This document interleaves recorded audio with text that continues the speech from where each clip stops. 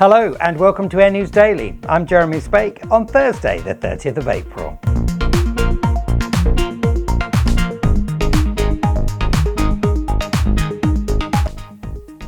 Panamanian flag carrier COPA Airlines has announced an order for up to 60 Boeing 737 MAX aircraft, which is made up of 40 firm orders and 20 options.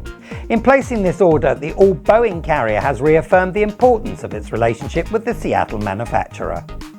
The order will enable the airline to phase out an unspecified number of older 737s as well as expand its fleet.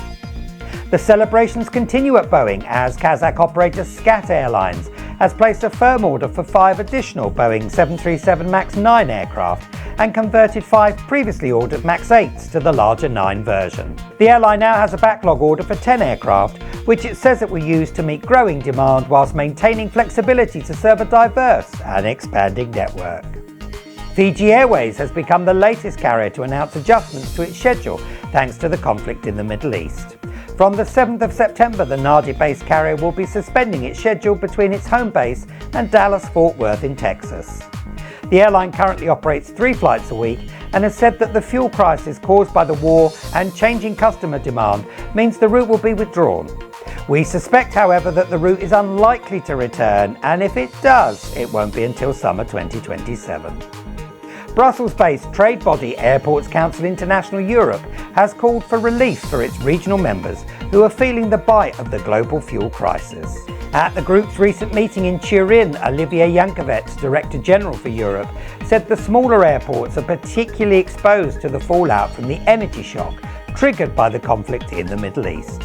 The current levels of jet fuel prices and the prospect of a new cost of living crisis means that many regional airports across Europe are likely to face both a supply and demand shock, according to Jankovets, which he described as an existential crisis, and we can't disagree.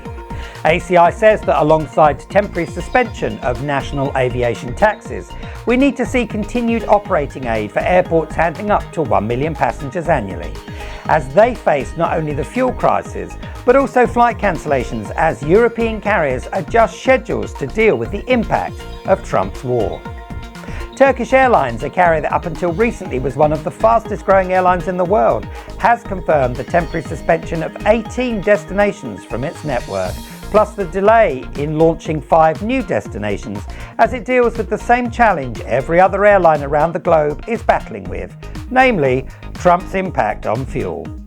The routes will be phased out in May and June and affect Africa, Europe, the Middle East and Latin America, with cities such as Freetown, Kinshasa, Luanda, Billund, Leipzig, Aqaba, Najaf, Shiraz, Tehran and Havana affected. Current data sees some of the routes returning for the start of the winter timetable in October, whilst others don't appear until March 2027, with the commencement of the summer timetable.